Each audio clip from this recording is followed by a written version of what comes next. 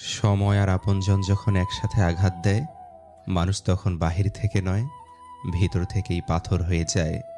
যেখানে আপনার সবচেয়ে বেশি অবদান থাকবে, সেখানে একদিন আপনার কোনো চিহ্নই থাকবে না। জীবনের গল্পগুলো তো একই থাকে, বদলায় তো শুধু চরিত্রগুলো। হারানোর সময়টাকে খুব মিস করা যায়, কখনো ফিরে পাওয়া যায় না। সবার দেওয়া দুঃখ আমি তোমাকে বলতাম, তোমার দেওয়া দুঃখ আমি কাকে বলবো? ছোট্ট একটা জীবন, কত কিছুই না ঘটে। একই আকাশের নিচে কেউ বা হাসে, কেউ বা কাঁদে। ধৈর্য ধরা শিখলাম, মানিয়ে নেওয়া শিখলাম, নিজেকে সান্ত্বনা দেওয়া শিখলাম। পারি না শুধু মিথ্যে অভিনয় করে মানুষের মন জোগাতে। আসলে কি জানেন, বেশি বিশ্বাস, বেশি আশা ভরসা আর বেশি ভালোবাসা মানুষকে কষ্ট আর দুঃখ ছাড়া আর কিছুই দিতে পারে না। সব কিছু নিয়ে ভাবতে ভাবতে মানসিক রোগী হয়ে যাচ্ছি।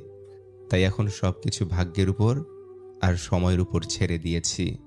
হাসি খুশি থাকি বলে দুঃখ নেই ভেবো না। শোনার মতো মানুষ নেই বলে দুঃখ কাউকে বলি না। জীবনের এমন এক পর্যায়ে এসে পৌঁছে গেছি, না পারছি কান্না করতে, আর না পারছি নিজের দুঃখগুলো কাউকে বলতে।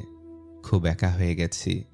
যদি আয়নায় মানুষের মুখ দেখা না গিয়ে তার চরিত্রকে দেখা যেত, তাহলে সব মানুষ তার মুখ সুন্দর না করে তার চরিত্রকে সুন্দর করার প্রতিযোগিতা করত। মানুষ তো কত কিছুই বলে, কে কি বলল সেটা না ভেবে তুমি তোমার সৎ ইচ্ছে আর স্বপ্ন পূরণের জন্য যা করা দরকার তাই করো। সফলতা দিয়ে তাদের কথার জবাব দাও। আজকাল মানুষের সাথে মিশতে ভয় হয়। ওরা স্বার্থের জন্য আপন হয়, আবার স্বার্থ শেষ হলে খুব সহজে রূপ বদলায়। বয়সের তুলনায় জীবনে ঘটে যাওয়া ঘটনাগুলো অনেক বড়। যে বয়সে হাসি খুশি চিন্তামুক্ত জীবন থাকার কথা ছিল, সেই বয়সে ডিপ্রেশনের সাগরে ভাসি। নিজের কষ্টের কথা কাউকে না বুঝিয়ে নীরবে যন্ত্রণা ফলাও ভালো। হাসতে হাসতে যেই মানুষগুলো অন্য মানুষকে অপমান করে, ছোট করে, তাদের থেকে নিজেকে দূরে রাখুন। এমন মানুষ